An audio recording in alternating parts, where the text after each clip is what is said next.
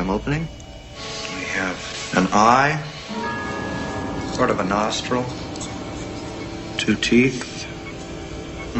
One of the teeth has a small cavity. Close call, folks, but I think we got here just in time. Presented by Maria Menounos and Kevin Undergaro. This is Anatomy of a Movie. In-depth discussions and breakdowns of various movie titles. And now that you've seen the movie, let the dissection begin.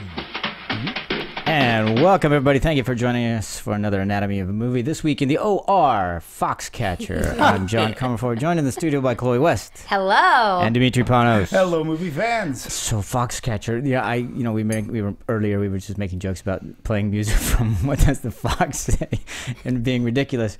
But I'm wondering, was Foxcatcher something that should have been released? Thank you for the pun. Moving on. So, no, everybo's been loving the performances. And most people are really loving the movie. I'm really interested because we haven't talked at all about what you guys think. Chloe, what is your thoughts? I think it was a great movie. I actually don't know still if I like it or if I don't like it.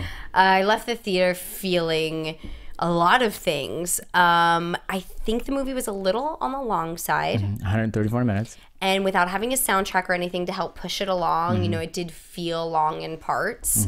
But I also like the fact that it didn't really have soundtrack or background music because it did leave you, I always think the film sits harder on you without that. But I thought the performances were great. I guess I did like it. I did like the movie. It was a lot to take in. And I didn't know the story, so I was surprised. But yeah, I liked it. I did. I thought the director and the 3 lead actors did an amazing job. Dimitri. This is definitely a movie where I got caught up in the hype vortex. For sure. There's been a lot of talk about this movie for a little while now. For a long time. For a long time. Since Cannes, I would say. And which is all fine and good, and it was a movie I was looking forward to, and when all was said and done, and it was something I was familiar with the story, when all was said and done, I walked out going, God, I wish I had liked that movie more, because I wanted to. I was expecting some really good more character development, leading to me, just from a storytelling point of view, there just seemed to be major gaps going on that it lacked in character motivation for certain things, and things weren't making sense to me. And we'll talk about all this stuff later, but those things were sort of kind of hanging heavy on my head because I'm like going, well, why would that person do that? Like, why would? And there seemed that there was more to it. And then when I was researching the movie, that I found that there was a lot more to it. And I was like, well, what? Okay. Yeah. Performances are great, but ironically for me, to me, the most interesting character was the character that was in the movie the least, and that was David Dupont. David Dupont? It was, Mark and David. Schultz. Schultz. Yeah, okay, thank you. David Dupont, David Schultz. And he was the most interesting character in the movie, but yet it wasn't from his eyes that the story was being told. But then I was having trouble, like, well, whose eyes is this being told? And I don't know.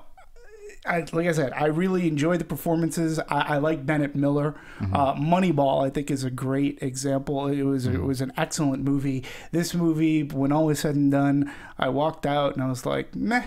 Because not what I wanted. It wasn't what I expected. So, yeah. It's not, to me, it's not a Best Picture movie. To me.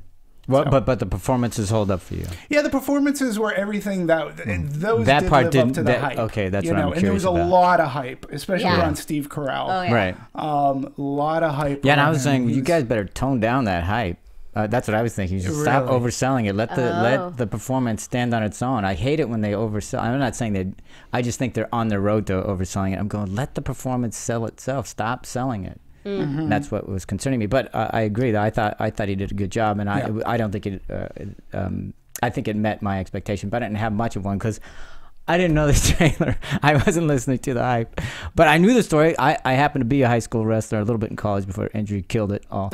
But so I was fascinated by that. I really wanted to go because I was familiar with who the Schultzes were and stuff like that. So I knew that part of the story.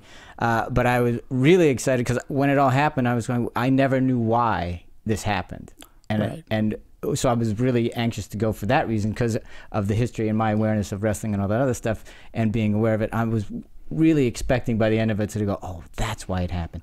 I have no idea why it happened. Oh, I've done I've done so much research on the actual story since seeing it. And it's still very, very great. And that part just drove me nuts. I'm like, what? What? Yeah, no, and you know what's interesting too is that they didn't. There were a couple of things. Mm-hmm. Number one, since you didn't know the story going in, right? Mm-hmm. Am I off base? Because watching the movie on its own without knowing any of the history, the way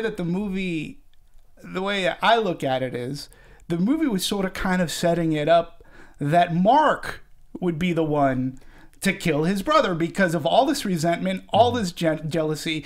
The way that the screenplay portrayed Mark was that he seemed a little slow. Like he wasn't a bright, he didn't seem to be a bright guy. And I'm not dissing the real Mark Schultz here. Please, no, you're talking about the character in this movie. It came across to you as being a little dim. Yeah. And it's almost like was set up that if anybody was going to do any harm to it, it might have been him. And did you feel that? I didn't feel that. I did. I think they set it up nicely without really giving it away. That John DuPont was, there was something like maybe mentally ill with him. See, but here's the thing. I don't think they hid that because I don't think they really addressed that enough. I mean, he was found diagnosed mentally ill later. Right. But for me, it was like, why isn't that part of this movie? Well, what I thought was interesting is after really researching a lot about John DuPont, I mean, the way the jury ended up deciding his fate is it was they gave him like 3rd-degree murder, which isn't as severe. I think he just had really good lawyers. One would expect, but it was still ridiculous. But I thought they did a good job with like the movie kind of walking the line of like maybe he is, maybe he wasn't. But I think, when he orders a tank and he like requests the machine gun, like I think they did a good job. Like that sort of was I just chalk that up to somebody who has a lot of money and no understanding of anything else. That doesn't know how to really associate or be in relationship with people. So I want a tank. So he gets one because he's a child to some degree. Because he can. And again, I thought it would have been one of my problems with the end was I thought it would have been nice that we had to go to the trial, but it would have been nice had some title card come up and said, John DuPont, although he didn't he didn't get the insanity plea, but he got like mentally whatever like, it was, and they didn't say that at all. No, because really, the movie was saying that really it all came down to mommy issues and some sort of but I didn't even see that repressed homosexual thing or whatever. It's like what? They barely. That's my point. Is they kind of went, well, let's throw this in there, but let's not let it track. We'll just throw it and then we'll walk away from it. And I'm going, either make your point or don't, because that just sullied everything else that you were trying to say. I'm with you on that. And my other thing is since this was, I guess, this was seen from the eyes of Mark Schultz. Right. Like, okay, well, why don't you have this scene where Mark Schultz gets the call that his brother was just killed? Like, I'd like to see him react to that. I was so shocked that they chose not to have that scene in the film. Yeah, and I'm like, what? Then who am I watching this movie's eyes? Like, that was okay, but let me ask you this, because the movie makes it look like after all this happens between Mark and Dave and John, that Mark says, okay, I have to go. And then maybe a day, maybe less than a week later, John kills Dave. Mm-hmm. And it's how many years? 7. 7 years. Yeah. Well, I'm going, what happened in those 7 years? There's a lot to motivate. Yeah. Right. There's a lot, though, that is different than what actually happened. Like, for example, the brothers never lived on Foxcatcher farms at the same time. And so that's a big thing. What I think is interesting that kind of goes along with what, like, this whole John being insane thing is The scene when he goes into the gym and he fires the gun in the air, that didn't happen. But what actually happened is he threatened another wrestler in the gym with a gun.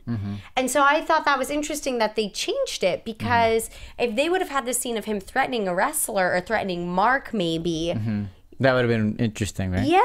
Well, So let me ask you this, It goes because back to my motivational. Like when he shot the ceiling, that almost seemed like that could have been a scene out of Dunder Mifflin. And he shoots the ceiling. Oh, I didn't know the gun. There was no, whoa, I didn't know the gun was loaded. He clearly knew the gun was loaded, but he was like, oh, okay, we'll just fix it. And again, I'm not taking away. I don't want to say that this movie is a comedy. It's no, right now heavy. we're talking story. Yeah, right. We're not talking. We're just talking story and why they chose to. Because I have to ask you, because you and I have gone back and forth on this particular issue, and I would love your thoughts on this too, Chloe. Because I don't care if it's not a documentary, so it doesn't have to be factually perfect or anything. But they played so fast and loose with some of this that the fact that the brothers weren't even at Foxcatcher at the same time, I was like, what? Right. And they just put them all together just to tell their. And I'm going, I don't quite understand it, because they I think the way they presented the film is these are the actual events. They didn't say it was based on a true. Well, no, they did say based on a true. They did, but it wasn't. They weren't making a documentary, but because it was so mixed up, I was going, what are you just doing this so that you can put your agenda out there about what you think happened, and then then you're going to hint at certain things but then not track them, and I'm going, this 7-year stretch bothered me, because it just led to maybe they could have showed some motivation, or they could have shown John DuPont further falling down that insanity exactly. No, ladder. admit it, like he's just, everybody's gone, I'm sitting alone again drinking my thing, I'm gonna go kill somebody. And so what? There's 7 years there. I mean, 7 years. And the movie, at least to me, comes to me as if all this happened and it leads up to him deciding, well, you are the cause of everything happening, so I'm going to go kill you. And then there's a whole 7-year span of time that you don't get to see, and I'm going, like, what happened? Yeah, exactly. And that for me I was like, how could you? I want to know. And anyway, could either one of you maybe fill in something that I may have forgotten as well? Did David in the movie, did he at all hint or tell John that he was going to be taking a job up at Stanford or anything? No. Right, because that's one of the things that they're saying, because he was planning on leaving. Sure. He was planning on leaving the ranch, and Nope. and there was nothing. So again, that was like motivational. I get crazy. You can't fight with crazy, and I get it. But there was something that you would, crazy can happen because somebody dropped a pin, or somebody did something, they didn't pick up their trash and throw it in, then somebody could go nuts and kill. There was nothing to me that led to the motivation of him killing David, and that's why the way I looked at it, there was more resentment coming from Mark Schultz's character and jealousy that I would let's have Chloe speak to that, and then I'll add. I think from researching what actually happened, they still see that there was no motivation, which is why they gave him the 3rd degree. So I think that's why, like, that part doesn't really bother me. But I thought what might have been more interesting if it was told from Dave's side, I think we know Mark's side of the story because he's the brother that is alive. And I think if they wanted to take real artistic liberty, it would have been so much more interesting to show Dave's side of the story of wondering what his brother is doing on this farm, and and then going. And I think because what was frustrating for me with this film is after you see Mark sort of like downturn with the drugs, he just becomes silent, and you never figure out anything why. And it was so frustrating, and it almost feels like the way Mark tells his own story in the book, which is what this is roughly based off of, is that he is really hiding something that happened there. Yeah, in the book you're saying? In the book, it seems like the way that they're telling the story, I haven't read the book, but for me it feels like the way Mark is telling the story is that there really is something else there, because Dave asked him what happened between you and John, what's really happened, and he never so it's inferred. I'm sorry, it's implied. We're supposed to infer that it could have been this, it could have been that, and one of the things I do appreciate is that you know, they don't beat you over the head about what happened, so that part's nice. But I agree with you, Dimitri. You had said there's a couple of missing things for you, and you have to infer a lot in this movie, right? Yes. So, and you know, and you just do, and some of that's very interesting and challenging, and I do appreciate that, and I do like that. But I also, the part I don't like about it is, I never really get a sense of the filmmaker's point of view. I'm right there with you. Yeah, and that's a lot of too. He presents a lot of ideas and stuff like that, but at the end of it, it seemed kind of empty and hollow for me, because I was going, well, what are you trying to say then? Because I mean, he has great themes in there, and I like the whole thing about the people of privilege and people who aren't, and how they use power and money to corrupt all that other stuff, and you know, that sense of alienation that John DuPont has, and what can affect and how it can affect a person whether or not you're rich. That all those kinds of things were in there, and I certainly appreciate them and like them, but.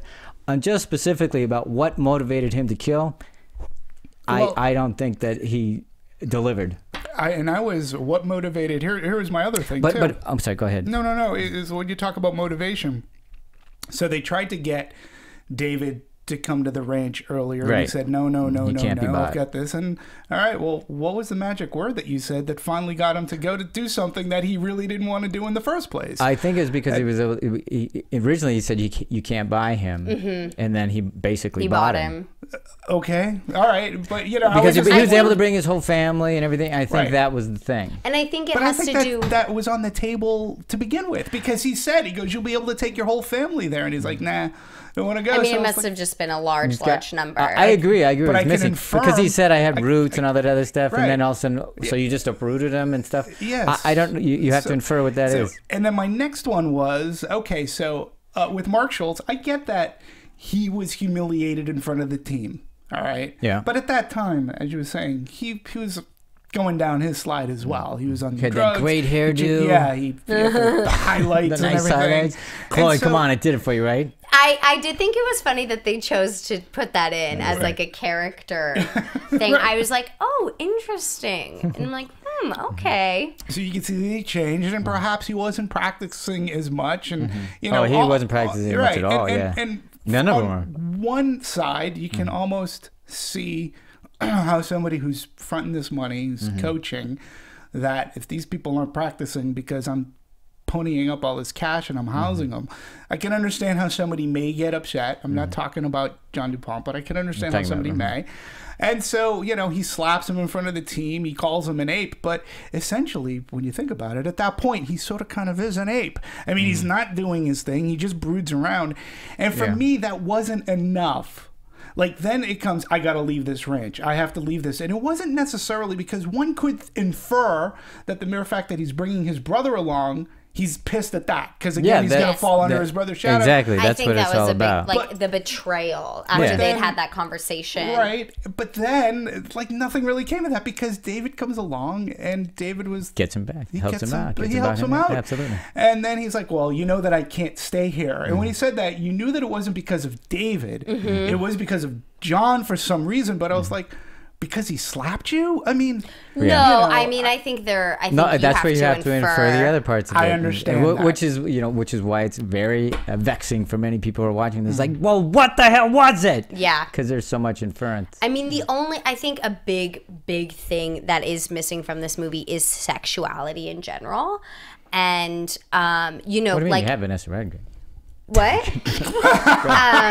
Vanessa. Yes, of course. But just like Mark had a girlfriend live with him at the ranch. There's stories. There's a story of John like bursting in, as you saw in the film, when he would come in the middle of the night, just show up, and like threaten her with a gun, and Mark stood in front of her. So they chose not to have her in, and which is, you know, maybe a director's choice to say like, oh, maybe there was this sexual thing that happened between John and Mark. But the only time you ever sort of feel that a little bit is when Mark is doing drugs and John's drinking, and then he like grabs him on the leg. Like there's that weird moment. There's also the time when he calls him in the middle of the night and they have to wrestle together, and Yeah. There looks to be a lot of shame on Channing's face. Yeah, but that was it. You I know know what I mean? Like, and that's right. So, but it was just interesting because they chose not to have this, and then there were all those other guys, all the other wrestlers living there, and none of them ever had a girl around, and of course, John was sued for by another male. In real life, and so they really did choose not to have things in it, which I just thought was. They went, oh yeah, we should throw this in there. Which is interesting. Not because really want to deal with it. So why not deal with it and have it be part of everything? And wrestling is such a in general is just no. But I'm saying like I know. No, one of the tap out now. No. One of the things was like it is such a physical sport, and I loved that they had all the moments of. Dave stretching him and all I thought their brotherly love towards each other and the non-communication that they showed was really, really great. I thought their first sequence was the best because it was awesome. When they're wrestling and it gets violent, and stuff like that, and that very competitive, very quickly and stuff.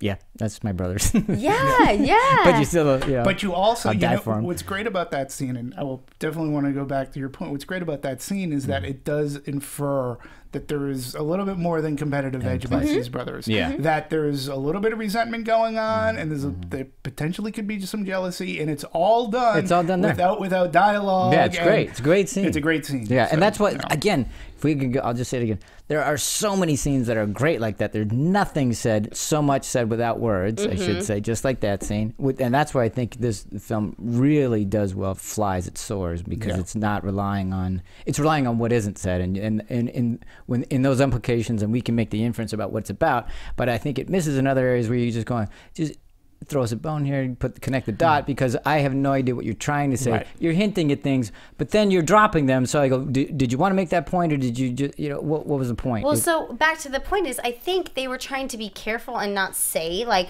oh yeah, like these wrestlers are gay, because I think wrestling already has like everybody's like, hey, listen, just because we're like in these spandex and like not spandex, it's a singlet, right? But like rolling around with each other doesn't mean that we're gay. You know what I mean? I think they might have been afraid of that. Really?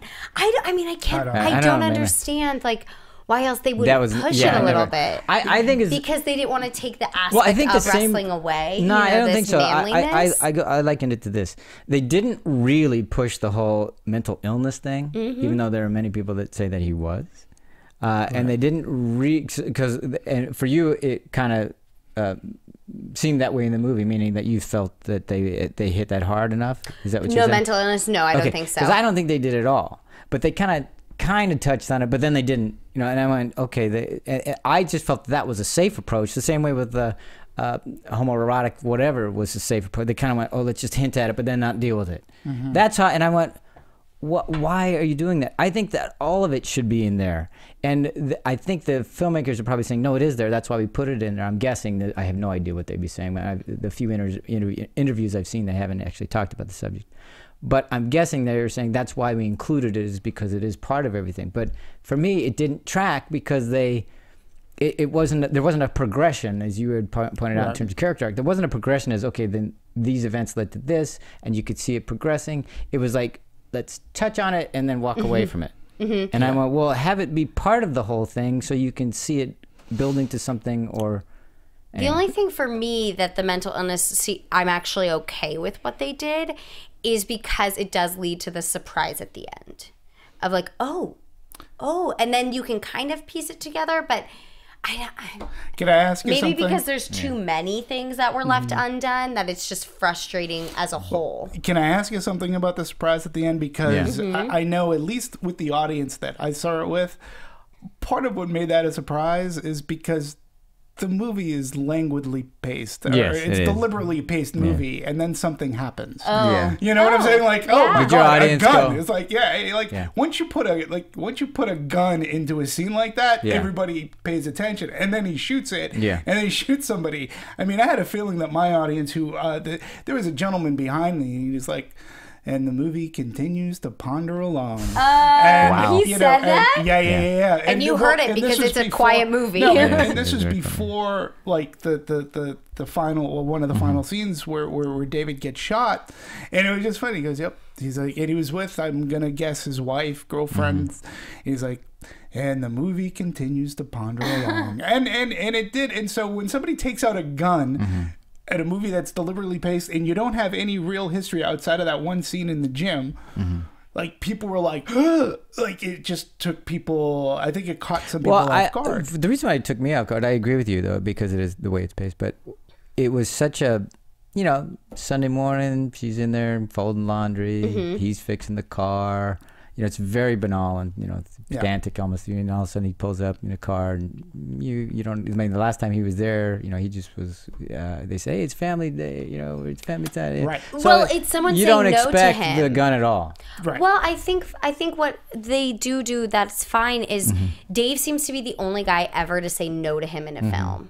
In the whole film. Like, yeah, because he Mark doesn't ever really say it. To He some kind degree. of hints at it, but it's very, but Dave, you know, when Mark is trying to lose the 12 pounds, Yeah. Dave says no. Yeah, he's the only one that, And don't, he's the don't come only in one here. that We ever got it, says don't worry no. about it. And for someone who only has yes men around him, for me, that was enough. Like, Yeah. the second time, you know, it was family day and you saw him be like, But so, did you expect that he was going to get shot that moment? I really, honestly, didn't- I really did the whole time have an unease with the guns around John because in a big part, I know that you say like, oh, he was just a rich guy, but he was so upset that the tank, which was so cool in itself, didn't have the machine gun. Yeah, they laid it in for You sure. know what I mean? Like, and he really, really harped on that. Like, and then he covered it up by being like, don't worry, Right. we'll get it. And walking away and just, I think he always had a yes man around him. And I was okay with that. Like, I was okay with it. I'm just saying that I didn't expect that was the moment that he was going to get killed. oh, no, I mean, I didn't know he was I going to be was killed the just whole like, time. whoa, what? Yeah.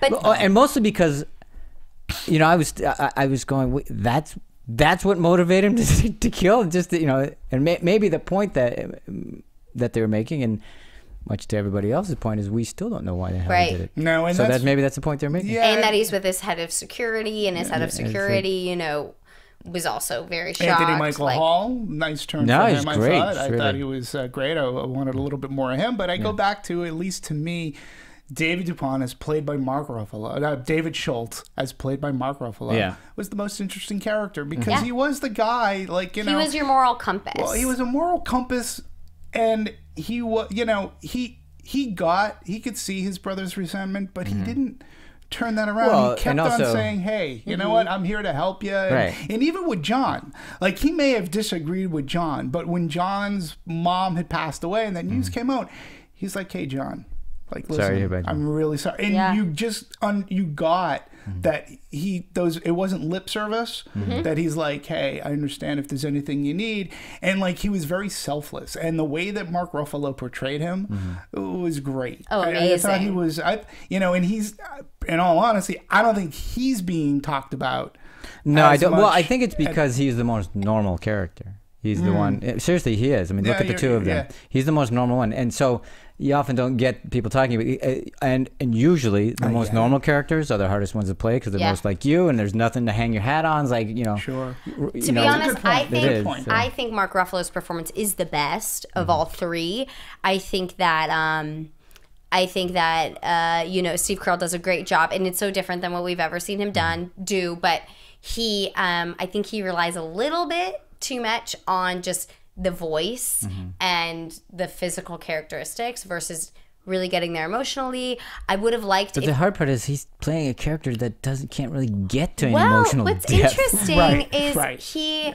I sort of wished they would have delineated like when he was drunk, when he was high, because the real Mark Schultz says that when he met him, he was drunk and high. Wow. The first time he ever met him. And so thinking back on Steve Carell's performance, you're thinking, oh, maybe that's why he always talked like that and was always weirdly leaning back in his chair.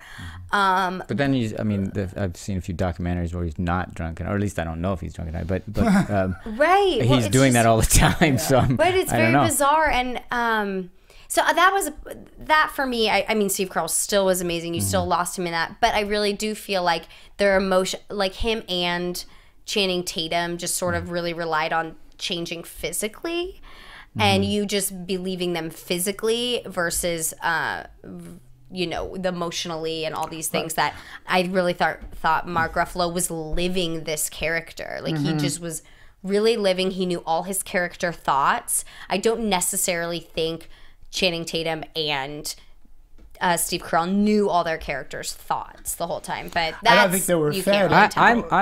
I'm going to say that I really liked Channing's performance. I thought his self-loathing was very, you could see it almost in everything he was doing. That was underlying. There's the director, Bennett Miller, said that, you know, Channing really was hitting himself, and in the scene where he smashes his head in the mirror, there was a 2-inch like push into the drywall behind the mirror. Yeah, no, and it's funny that that's the second mirror smashing scene. Yeah, within a month. Nightcrawler, Jake Gyllenhaal, again his thing, and he actually hurt his hand when he punched a mirror that wasn't in script, and now Channing Tatum. I thought Channing Tatum's performance, albeit it was a very good one, he was much better in Magic Mike. I thought he. Well, he had a bigger range to play there too. Yeah, in my mind. And I would have, I don't know. I mean, if Mark Schultz is writing a book, and whether he has a ghostwriter or not. Definitely. He's an Olympic wrestler. I'm sorry. Not to say anything about, but coming from a world where I know a lot of professional. You're hating us. Professional athletes in general.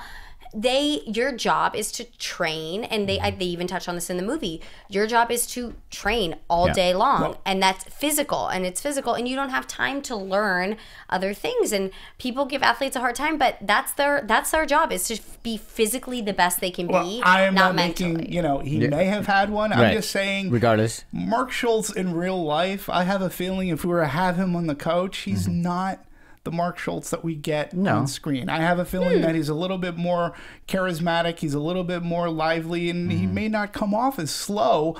Like that was a thing with me. Like he was sort of kind of brooding, and he was like his knuckles seemed to be dragging on the ground when he was walking, and his bottom, like his chin protruded, and there wasn't much.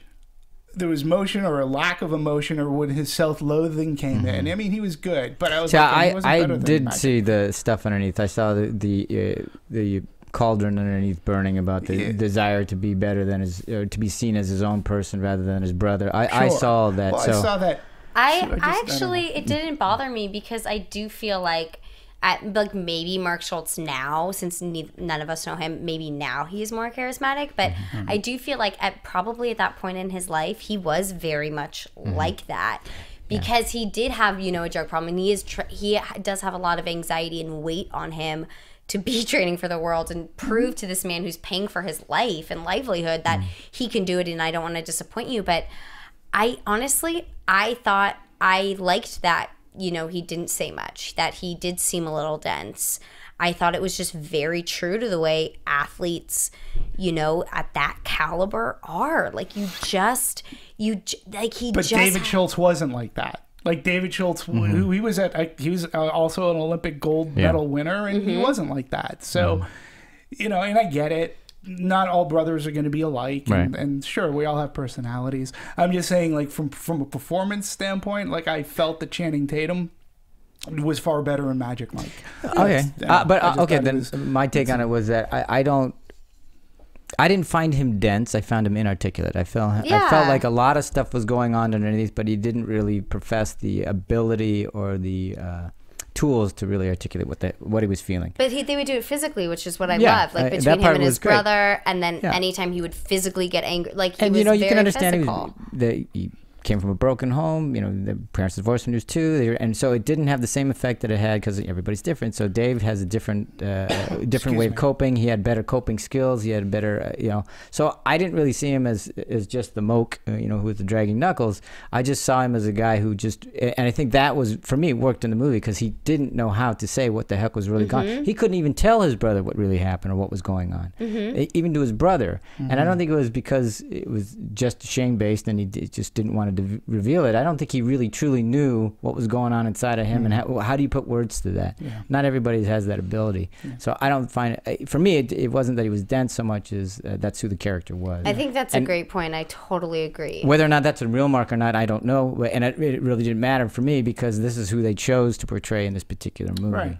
Yeah. So because for me it was all about the differences in brothers. We have David, who's very gregarious. Everybody likes him. He can command, he can lead, and he can be your best friend. He can be the thing that John DuPont says. Your mentor should be your best friend, your father, all those things David could be. Right. Yeah. John couldn't be, and neither could his younger brother, because he couldn't live up to all of that.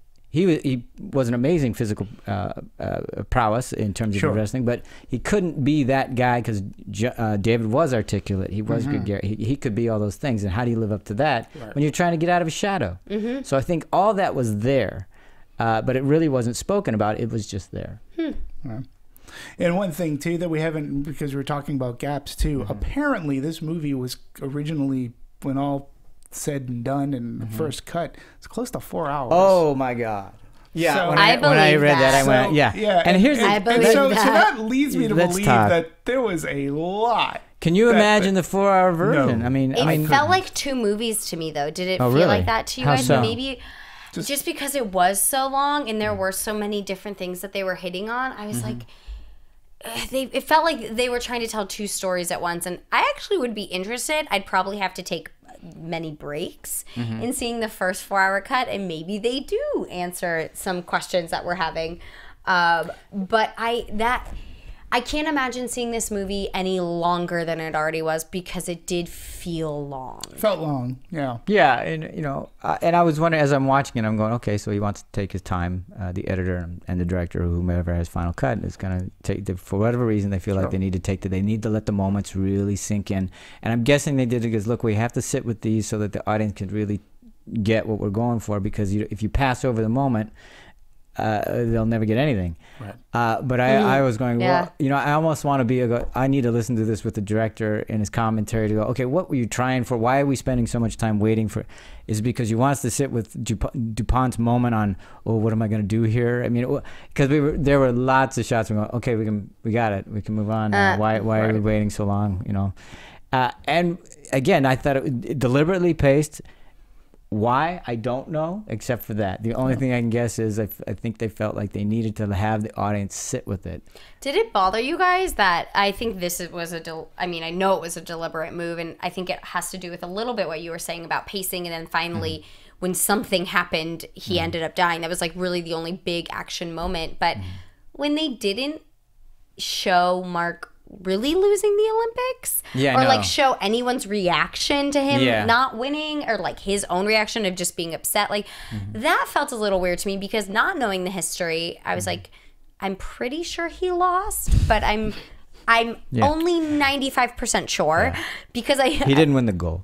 Yeah, like did they show him winning anything? It's just that was the point. He didn't win the gold, and that was it. If you didn't win the gold, didn't matter. Yeah, but it was just like weird that they didn't even say anything. And I want to go back to a point you just said. I thought that was very interesting.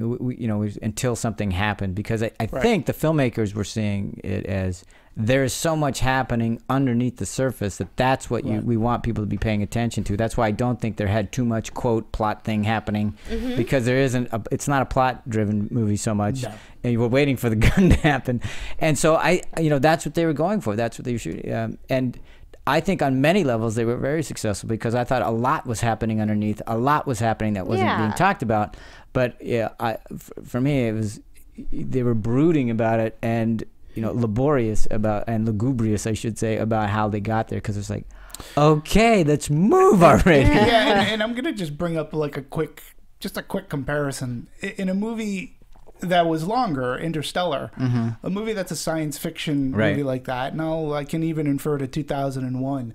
You're purposely meant to try to figure things out and see how does this connect, and you're not ahead of the movie, science, and you're trying to figure out the science and the philosophy and the theology, if you want to put into that as well. Where this movie's based on a true story, you shouldn't have to infer so much. Well, and it's not that I love having things be spelled out for me. Yeah. But there are major leaps that I had to make of Exactly. my own in a true story that I shouldn't.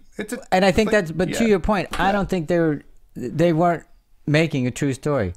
Honestly. No, seriously, because they played so fast and loose with the facts of it that they had their idea about, okay, let's present the idea, this is how this happened, this is why this happened. Let's conveniently put these things in to make this narrative work, or this character study work. Yeah, and to your point, that you just jogged my memory, to support that, John DuPont in real life was obsessed with horses. And that was such a point in this film that he hated them. He hated horses because Mom hated them. Because Mom loved them. I beg your pardon. That's what I meant to say. Yes. And so I think you're right. I think they weren't really trying to make a true story, because something like as big as that, I mean, I do love the theme that he was basically training humans the way we train animals. She had her stable of horses. He had a stable of men. I get it. They're just all beef and a commodity to some degree. And I thought it was interesting, too, that they never brought up that he actually in real life tried to train other athletes and other the swim thing, like the pentathlon, which he tried to do himself, and then he trained them for a while, and then he moved on to wrestling. So yeah, I think you're right. I think they were telling their own story. Yeah, they were, which is fine. Again, it's not a documentary, but I still had challenges with it because they were so fast and loose, and then some of it was like, oh yeah, but that may support some things, but it doesn't in others. Or like take liberties. Like if you are going to tell your own story, like really tell it. Like really, that's kind of my point. If you thought it was if you thought there was some sort of homosexual thing going on, then tell that story. But don't just kind of wink at it and they'll go, hey, this might have happened. But we don't want to offend them. But like you're not telling their story anyway. So that was probably one of my main issues with Dallas Buyers Club. Right. Those same problems. Had those same problems. The same issues. And in this one, the liberties that were taken, it's take a point of view. And it didn't seem like they wanted to have a point of view. They wanted to almost be observers. But at least if we can look you up, like I get it. If you're going to say based on a true story, I get there's going to be some things that, you're going to, for dramatic, cinematic license, you're going to futz around with and do. I understand that. But a main plot point that, well, he loved horses. Well, in my movie, he hates them. And it's like, well, but I can easily look that up. Like, why would you, why would you change around, why would you change that all around? And again, at the end... he's trying to elicit a greater idea, I guess, is the only thing I can think of. I don't know. He's trying to speak to a different theme. And, again, because it's not a documentary, you have full license to whatever you want. And if it elucidates that point for you, great, go ahead and do it. I don't really have... Most times I don't have a problem with that.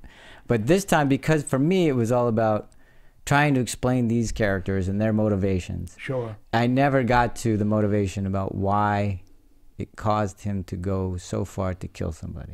They were hinting at a bunch of ideas, but that to me never came to the point of somebody killing somebody. And maybe the point they're saying is there is no reason why. You can't, even if all this happening, crazy is crazy. We still have no idea why. But to me, that's not that. It didn't roll out that way. It didn't present itself that way. It presented itself as something like, we're going to show you all these people, their characters, their arcs, their motivations for doing what they do, and at the end of it, you'll understand why this event occurred. Right. That's how it came out to me. And then when it didn't do that, they didn't deliver that on that promise, because that's what it was for me. As I'm watching it, I go, wow, I'm really seeing what was behind all of their actions. Sure. And at the end of this, I'm going to know why it occurred. Yeah. And I didn't. No, we didn't get that. But we got a movie, that artistically and tech-wise was put together pretty well. Yeah, let's talk tech. Because the whole genesis of this thing, not that Bennett Miller had any, he had no inkling actually of the story at all. He was at I believe some semblance of a DVD signing, could have been for Moneyball or something, and a complete stranger came up and threw an envelope at him, said, hey, take a look at these, and there were clippings of the actual story.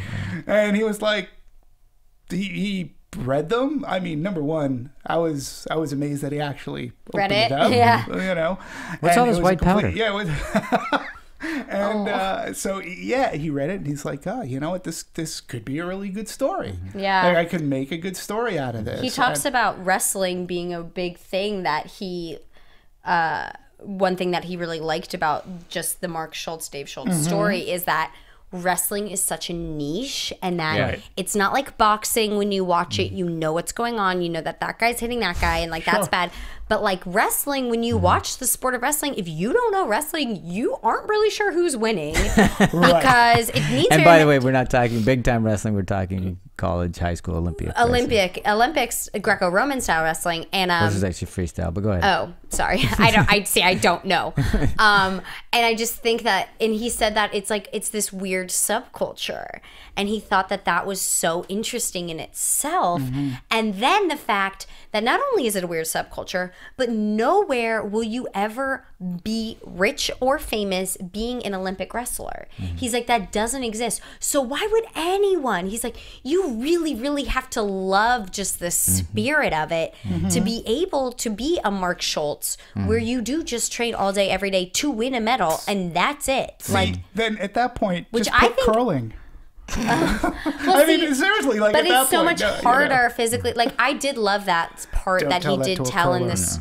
Telling this story, like I really too. did love that. I did too, love because, that story most that they wrestling told. shows that most wrestling movies, and there are very few out there. Yeah, sometimes they get it right, sometimes they don't. This one, I was like, yeah, that's exactly right. It's all about especially for those guys at that level, it's all about the nobility and the virtue of all the sacrifice and everything that have to, And we've just talked a couple of weeks ago about Whiplash, and it's similar in that sense. Is that this is what this guy's going through to be a musician, and I liked how they did both of them, but. Especially speaking to the point with DuPont, where he doesn't find virtue in anything.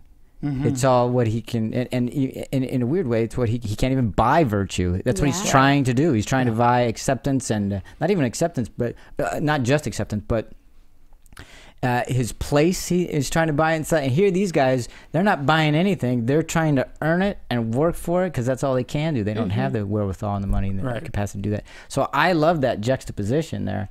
And to highlight it, I agree with using wrestling to do so was, for me, great, because I like wrestling. Yeah, I and the understand fact that DuPont himself too was probably, he knew he wasn't good at any of that. Yeah, so there was a jealousy, like they can do this, and not only can they do that when I loved when they had that shot with Mark working with Dave. This is after Dave has come back and helped. And this is right after his mother has died, and you see them kind of working it out and stuff like that. And John DuPont comes in and he's trying to talk, and they say sorry, I'm sorry about your mom and all that other stuff, but he can't. He's looking at Dave, really. There's no way. I'm never even good enough to just stand there and talk to a guy like Mark and to try to help him through anything. Or the amazing scene. He couldn't even be when the mom comes in and he tries to coach. Oh, it's so pathetic. that was comical. It was pathetic. Just and like wasn't everybody in the audience just uncomfortable with that? Yes. That was that's why that's when, for me, the movie really sings. Same here. Yeah. Well, Really there was sings. another scene. Or when just the wrestlers always go along with the weird stuff that he has them do. Okay, let's just Any do weird arm drag. moment, you're like, okay, we're just gonna do.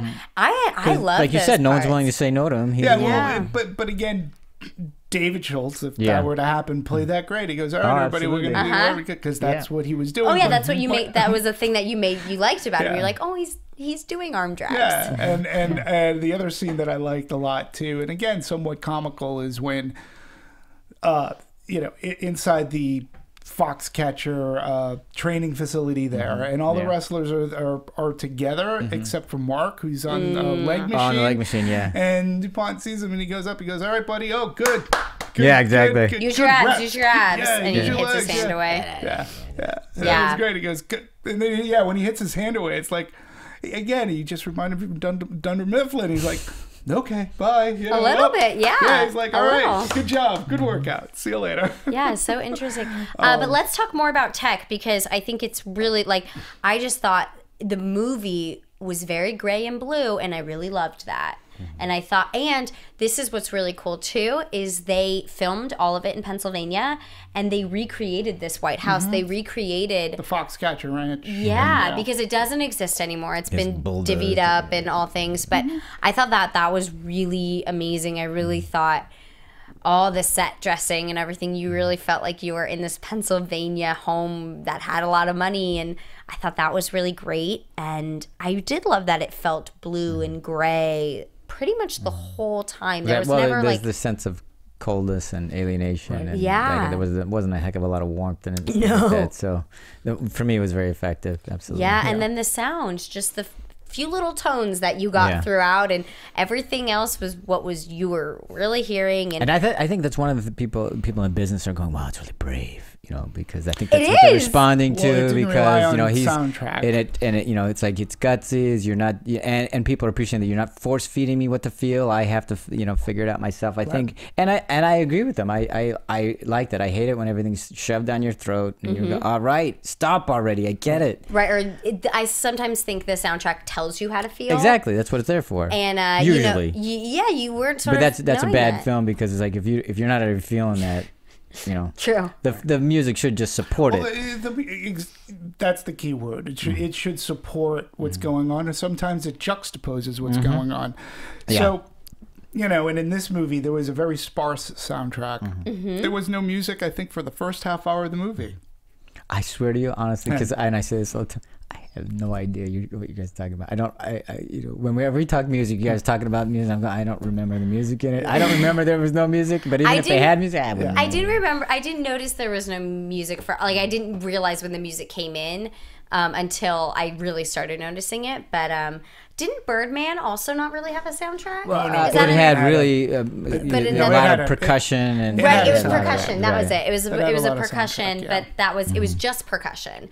So it's interesting that we have two movies sort of out right now in theaters that are doing something different with soundtrack, and honestly, I think they're two. Well, I throw really, Whiplash in there. Yeah, I it's mean, got because its Whiplash music and Birdman, is I amazing. think, are two movies that are very similar because they use a very similar type of jazz. Well, it's and very percussive. Very percussive, and Yeah. to sell a point, so Yeah. to speak. This movie didn't use music to sell a point, so to speak, and it's fine. It didn't have to oversell emotion, and I think what it did do is that it, for me, forces you to pay and attention. as I'm thinking about it now, the one thing I do remember is the feeling of the foreboding. There was a sense that it's so, and part of that was just the tone of it, and I'm assuming the music had an effect on me like that, although I can't really specifically speak to what piece of music. But there was a sense of doom that was going to happen. Yeah. And maybe that's because I knew the story. Almost to some like degree. a horror movie, though. Yeah, how a at horror some movie point, keeps you they like. kept drawing it out. And Yeah, it's and you're like, what? oh. And it was, So for that part of it, I think that, at least for me, was very successful. But I can't really speak to the specific. Yeah, I mean, I was just waiting for the drive to the driveway. And I was waiting for that to happen towards the end, and I was curious as to. Well, that was another interesting thing. Knowing the movie, knowing the story, I should say.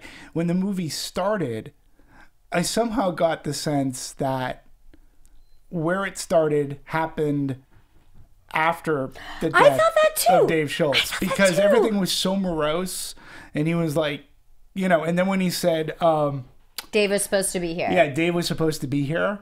I was like, oh, I get it. So we're going to flash back to these I Interesting. thought This is where the he is exact now. same Interesting. thing. Yeah. And I don't even know the story. Yeah, and that didn't happen. I was like, That's oh. so funny. I thought the same thing. I did not know the story going in, but it did feel like we were going to flash back. Wow. Yeah, and I we didn't were gonna though. get it. Yeah, I think that's great. I love that you guys went there. But I just went to, he's in, right away I went to, he can't get out from under his brother's shadow. Yeah, That's where I went. That early. Yeah, and that to me was progression that went, a little Well, bit that would have wrong. been fascinating. I would have loved to have seen that movie. Well, because he had already won the gold medal, He and won for the me, gold medal, not right. knowing the story, I was like, oh, he ends up winning the Right. gold, so they're gonna flash back like that. But I have to say, So- I because I didn't have that, I wasn't encumbered by that idea. I love the idea how they started, how they showed the brothers in the juxtaposition of who they were, and then the juxtaposition of where Mark lived and when he gets Yeah. flown in a helicopter and he gets first class to a helicopter, and then he ends up in the big trophy room, and then the chalet, and you're just going, yeah, who wouldn't take Who that wouldn't deal? take that? Yeah, You know, totally. I was like, I loved it. I'll become a wrestler. Exactly, to no take that kidding. deal, I was yeah. like, and especially for a guy like that who doesn't, his first check is $20. I know. And then they think it was for his brother. Right. I mean, that's okay. they And hit that USA hard. Wrestling was talking to his Yeah, brother. exactly. Yeah. And then the next check he gets is 10 grand. It's like, I loved all those moments and the way they were Same doing here. those things. Those were terrific. Yeah. Those were terrific. Yeah, and two things that I'd read too regarding some of David's family. Mm-hmm. You know, there was a time where people actually were. I mean, how could you not be happy living where they were living? It Yeah. was a good environment to Right. be. You had, you know, free of charge. Absolutely. And again, that's the other thing. If things are so bad, why did he stick around for 7 years? Like there was no exactly. knowledge It wasn't, of like 'cause yeah, he was it there for couldn't have been that 7 bad. It couldn't have been Yeah, that bad. and you know, if he's and gonna be there I for also 7 like years. speaking to more of the scenes, but just the fact that the way he was playing with his kids, the way the family interacted. loved those to me, that was moments. so Me too. important because you'd see John DuPont, and that is so foreign to him. Yeah. It's so foreign, and you can kind When of. he had to leave the hotel Oh, room. it was too uncomfortable for him. Yeah. You know, so, Yeah. And then when he went over there that one time, and it said his family, they're playing in the leaves and everything. He didn't understand. No, yeah. what do you mean, son? What are you talking? He doesn't have any understanding of what family is, or at least what that kind of family is, I should say, because he has an understanding what his family was, and that's it. But I just love those moments. And again, they're not telling you why they're showing that. It just is, and you have to infer what that does or Yeah. what the effect it has on somebody. Absolutely. And the jealousy it might create in DuPont, because not only are you good at everything I want to be good at, but you have something that I never got to experience. And all that, see, that when you were making the point about how that it was Mark, they're making the point that Mark would be the one likely to kill his brother. I think absolutely you can make that argument. But for me, it was always the jealousy that DuPont had for what he couldn't be and what he couldn't buy. And that was Dave. Yeah, that was And everything all Dave those had. things that I could, the whole thing with the Valley Forge picture with George Washington and stuff like that. Right. He wanted to be a leader of men. Right. And here it came so naturally to Dave. And I get that, but you know, if he couldn't buy him, he bought him for over 7 years. True, he bought him, You know, I mean, but he still couldn't be him. Yeah, well, yeah. he couldn't be Mark. Exactly, I either. agree. mean, I you know, agree. I'm it's just saying that for me, they were making that argument equally as well as Mark being the guy likely Right. to kill his brother. For me, I can I agree. completely you know, understand. and you know, it's interesting. You were talking about the look of the film, and well, number one, we should say this was a Megan Ellison Right. production, Yes. Annapurna. And the cinematographer Greg Fraser, he also had worked with her again on Zero Dark 30. Yeah. You know, he was also cinematographer for Let Me In, which is the remake of the Swedish horror film Let the Right One In. Right. And Let Me In looked amazing, and it had the Darkness. same like it was just cold, snowy. It looked fantastic. He did this other smaller movie called Killing Them Softly with Brad Pitt. I mean, he has an eye for this sort of kind of movie. And yes, the movie looked great. And not, you know, having not known at the time that they had torn down that mansion. I mean, it looked, Yeah, I totally- it was beautiful. I mean, absolutely it was did. amazing. I Yeah. loved how they caught fall. And Yeah. everything. So no, it looked from a tech spec kind of way. Yeah. Bennett Miller and his team, Yeah. I think, shot a really great film. Yeah. It looked beautiful. Editing was Right, but let me just to the look of it. Not only did I think it looked really good, but I think it really added to the idea that everything is gorgeous, but underneath is really, really All- ugly and awful. all the money in the world. Exactly. It was just You know. I loved that a lot, actually. I think Yeah. that because there was times we were going, wow, that was just a gorgeous, well composed shot, and then you were, oh yeah, but there's so much, and that's kind of how I felt about DuPont and everything. He had all the money in the world or whatever, but he was just so that whatever was inside him was just so well unformed and ill-formed. Yeah, and I gotta wonder too, because I mean, he was the executor of this business. I mean, the DuPont chemical factory, Yeah. DuPont. I mean, there's a reason why The wealthiest family in America. Exactly, and you know, he Oh my had to God, be that making- documentary was It was so weird, hilarious. wasn't it? and- So weird and funny. and great trivia about that too. But you have to figure out that he had to be making some business decisions like this. I mean, yes, he had a team around him, but I'm there guessing had to be something there. you might but have, we never know. or you have your board of directors, you have your Right. people, Yeah. and every once in a while they have to, okay, well, he's coming in, so let's, so You know, kind of like his handlers all around. You know, they paid the guy off to lose to him in the wrestling match. I'm sure they did a lot of what they did was just cleaning up or making sure that he didn't screw things up too badly. Or at least that's how they portrayed it. Right. Because even the speech he gave, you know, in front of Mom's crowd or whatever, it was just weird. Weird and... He brought creepy to a new level. The real Mark Schultz said that John would hold ceremonies. Oh, wow. Like, and that he would write all these speeches for all the wrestlers to say. Like, that was just an example of what happened, I guess, a lot. I really think that the character here, the John DuPont character from the movie, and possibly the real guy, and Louis Bloom from Nightcrawler should get together in a room and have a creep out section. It's so funny because that's, again, and I'm going to I'll go back to this in acting, is that Steve Carell did a really good job. I'm not going to take away, but... You know, 3 weeks earlier, I had just seen Nightcrawler with Jake Gyllenhaal, and I thought he brought creep to a new level, and he did it way more dynamically. Now, he had more leeway. Yeah, because exactly. He It's a totally different film, you know, and that's more an external film than an internal film. Right, and John DuPont's a real character, so you don't want to go into caricature, which I don't think Carell No, I don't think he did. I don't think he ever did. At all. You know, regardless of the nose, and as my friend... I would love to talk about that. But even the real nose is... That was pretty good. They said that, like, the makeup and even the director, Bennett Miller, said that the fact that he looks like an eagle and that his nose looks like a beak happened just because they tried to make the nose look so real to John's actual nose. Mark Neiman, the silicone prosthetic fabricator. Yeah, I just think...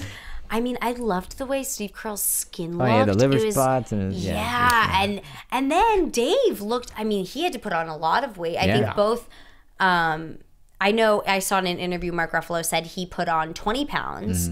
But I'm sure Channing Tatum also put on weight. He was already big, though. But he wasn't cut like he normally is, like in a Magic Mike. Which didn't work for me, because usually wrestlers are more cut than that, but that's me. Because you're right, they are cutting weight, which is a good point. But I did love that... Dave was never cutting weight, and in the real story, Dave usually, what was so amazing about him is that he wrestled at his natural weight, which is odd for wrestlers. So I thought that but it's was a lot really to be said for that. I've been both sides, but you know, you have a hell of a lot more stamina. True, because you're not cutting so much weight. Yeah. Anyway, but speaking to the rest, I'm sorry. Did you? Well, no, I was just going to say, because a friend of mine, Peter Block, had mentioned about the nose, right? You know, and it's funny because we have this picture behind us, and actually, it made me think of what he said. He goes, there were a couple of times. He goes, there were a couple of times when they caught him in profile and he was looking up. I thought of Gru, and I'm like going, oh, interesting. yeah, that's Despicable Me right there. No, I never thought that, but that's interesting. But now that you've seen it, you can't unsee it. That's true. That is true. But I just thought, you know, because after I'd seen the movie, then I saw a documentary too, just because I wanted to see how close his performance was and stuff. And I really enjoyed the things that he picked out of the real John DuPont that he chose to highlight. I liked it. I liked that no matter how tall the person was he was speaking to, he always managed to look down on them. Oh, funny. Yeah, I thought that was a good that. choice and stuff like that. He always did that. Even if he was sitting down, he always looked down, because in his warped, delusional mind, everybody was beneath him to some degree. Even though he was by far nowhere near as talented or as complete or as able as anybody that he was coming in contact with. I like that. So. Do we know any budget things about this? Like how much? I know it's been doing well in specialty box office. It's making money. Well, I mean, to be fair, it has only opened up at 6 locations. Right. Yeah. So which that's is New York, LA. Odd. So no, not for an Academy run of this kind of a movie. Really? Okay. Yeah, no, I would say it's pretty much right on. Like, but how even you with want the to hype, expand it. I mean. It's a similar way in which they've done Whiplash, and you try to get a feel for like, are people really gonna like this movie? And number one, it further builds the hype because your per screen average is going to be through the roof. You know, my God, I gotta go see it. Exactly. Like you could, I don't know this week if you could, but like, you know, per screen average was higher than Hunger Games. Well, it's like, it's because you're playing in 6 theaters. And you would have a higher per screen average, but you use that as a marketing tool to fuel your further box office, and plus it helps your rollout. And when a studio is trying to get it into bigger theaters, theaters. more commercial They can theaters. say. And they also try to find out the viability of getting it where it's going to expand from an ArcLight to an Right. Angelica or a Landmark theater into a Regal theater, an AMC theater. I did see it at an and how will AMC. you- Yeah, well, Oh, was AMC it? has AMC Oh, Select, and I saw it at, where did I see this? Oh, I too saw it at an AMC theater as well, I believe. And, you know. I saw it in 3D. Good. Good. Really? No, I Wow. didn't. So the nose is I was saw gonna it say the I nose saw it in really 40. stuck Yeah, it really out. comes out right at you. So it'll be interesting to see how much farther they go. You know, they want to see if it's going to have legs during the holiday season. How do we pit this up against? What was the other Academy Award? The other movie that they've been pushing lately? Well, Theory of Everything's another movie. Sure. You know, we want to see how can we compete, and then they gauge as to do they go 500 locations or do they go 1,500 to 2,000, and all depends on the staying power and what kind of buzz that they can generate, and are people actually coming out liking this movie? Yeah. It's not an easy one. I mean, you know, No, it's not an easy movie. not easy. It's you know, and but that's why I think it's an Academy darling to some degree, because it's not an easy film. It's not just hand fed. It's not the usual pablum that we're serving up and stuff like that. And there's so much to like about it, especially from the industry standpoint. They take risks, you know. Oh my God, you know, and all that kind of stuff. And it's the stuff that people like. And there are 3 really good performances. Well, I should say 4, because I think Vanessa does a great job. Oh, as the mother. Yeah, absolutely. Because, you know, I just, you know, it's very small in terms of its screen time, but it's very effective. And the way she does, I think she does a great job in it. Yeah, she's not just mean. No. She wants to like it. Absolutely, but I But think she it's understands so- how creepy her son is, and she knows that the son knows nothing. exactly, about it. and It's but so she's obvious. not outrightly being dismissive or anything like that, but you know, she's also understanding of the reality of it. Like, you are such a duck. dilettante, you know, you just Yeah. have no idea what the hell you're doing. Right. Well, you and know? yeah, and they do hint at her knowing that the whole time, like paying for someone to be his friend, which is true. Which Right. is Oh, that was true. true? Uh-huh. Wow, nice. Yeah. Awesome. Yeah, that was a true story. It was the chauffeur's son, I believe, in real life, is who they paid. What does that pay? Yeah, right? I'll do that. Sure. Well, I mean, you know, and you know, it did open up, you know, when you're talking about movies, 6 locations, it opened up at number 24. So it's in the top 25. And it did 270,000 for its opening weekend, which gives a per screen average. I have this all written down because there's no freaking way I'm doing the math. $45,146, which for per screen average, it's actually really well.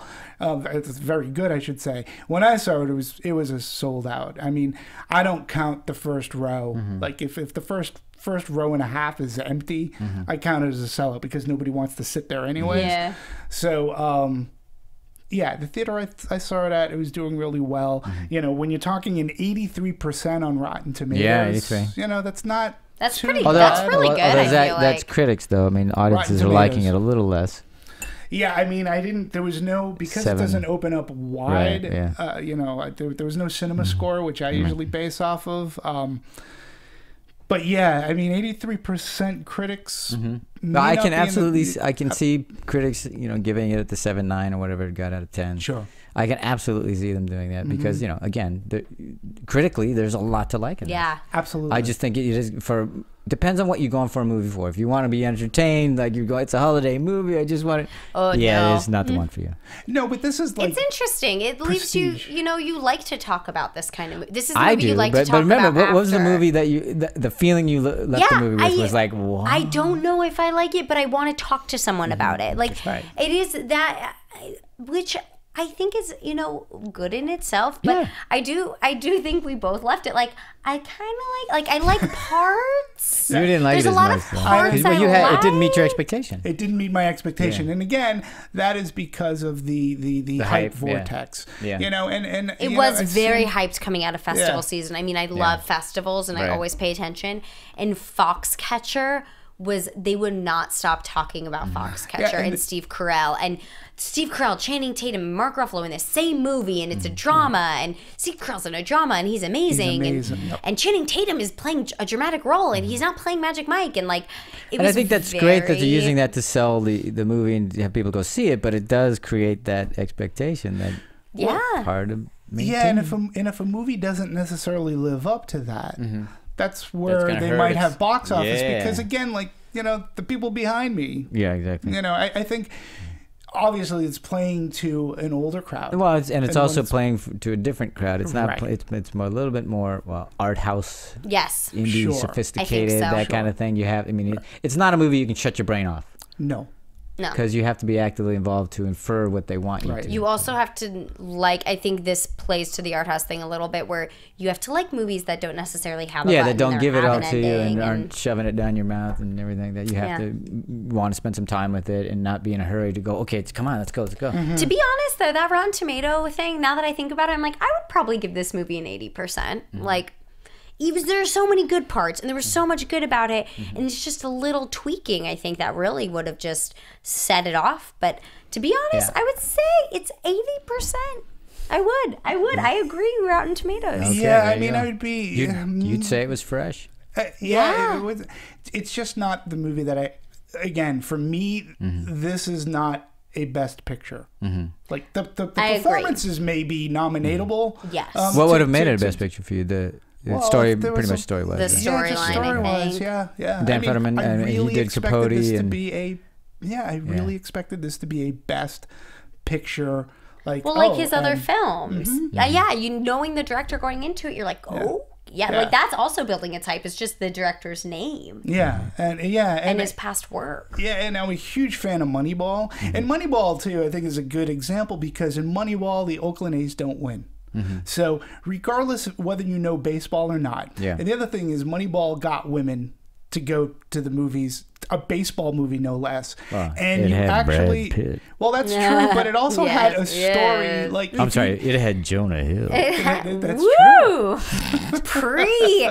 pre weight loss. Jonah Hill.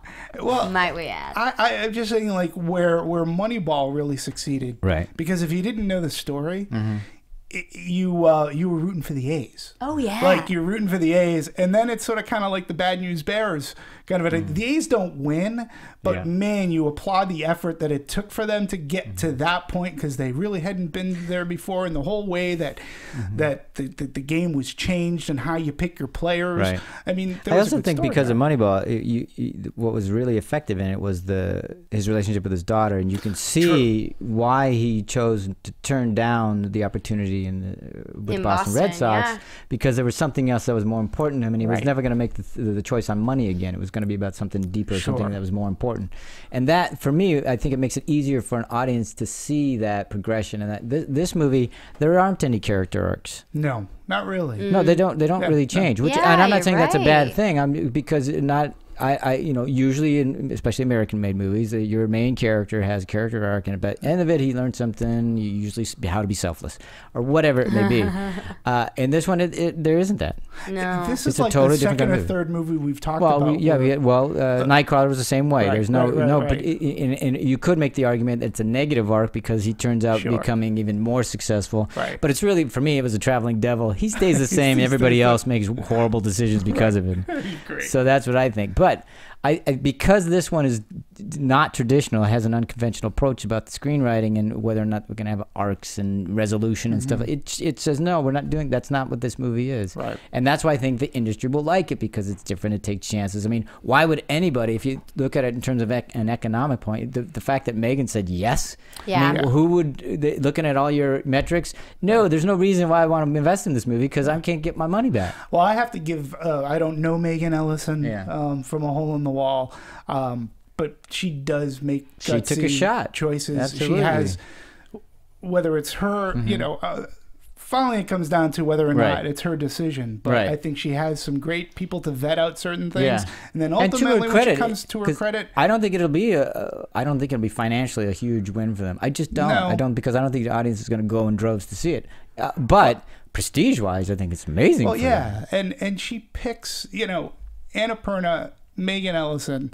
She definitely number one female in this business. Yeah. Who's picking solid Female money, which is Yeah. very, very, very Yeah. rare. Yeah, and The female being the financier. yeah, and a decision maker, and I really think that she really puts her best face forward and makes gutsy decisions Mm-hmm. and taking the movies projects that ends up being produced. And her brother, on the other hand, like her brother produces like more commercial box office success. I mean, I just love that. Yeah, there's room for all of them. That's what I so appreciate about so. the movie. And the other thing I appreciate about it, you know, because we've talked about the script a lot. Futterman and what was it, Fry, who one of my favorite films of all time was Something Wild. I thought that was great. So anyway, so what I like about this film is that they chose to be unconventional about it. You know, and my only issues with the particular story and the things that they chose to leave out, I don't really understand why they did. And for me, it would have made the film more enjoyable, but because I think I would have had a better grasp on things. So I still liked what in terms of their screenplay, what they put out there. For sure. I mean, kudos to them to have the courage not to have everything force fed. Yeah. Because I'm telling you, 80%. I really think so. and to really try to tell the story without putting everything in the forefront and doing it without words and having the actions of these people speak.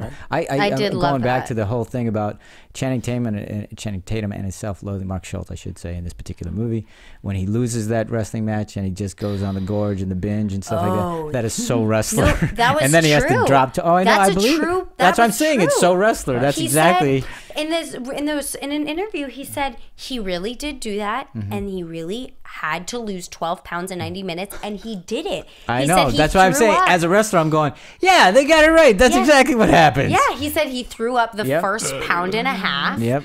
And then he put system. on 4 layers of sweatpants and sat on a bike and sweated out the rest. Yeah. I think every woman in Los Angeles who saw that movie also left and did the same thing, thinking, I can lose 12 pounds in 90 minutes. Yeah, exactly. You know, we talked briefly about Michael J. Fox. Yeah. It was so fun to see. It was like, hey, not Michael J. Fox. I was like, Anthony what? Michael Hall. Anthony Michael Hall. Anthony Michael Anthony Hall. Michael I'm like, Hall. I say, Anthony Michael Hall, wow. Yeah, he was What great. a step up It for was him. terrific. And I almost wish there was...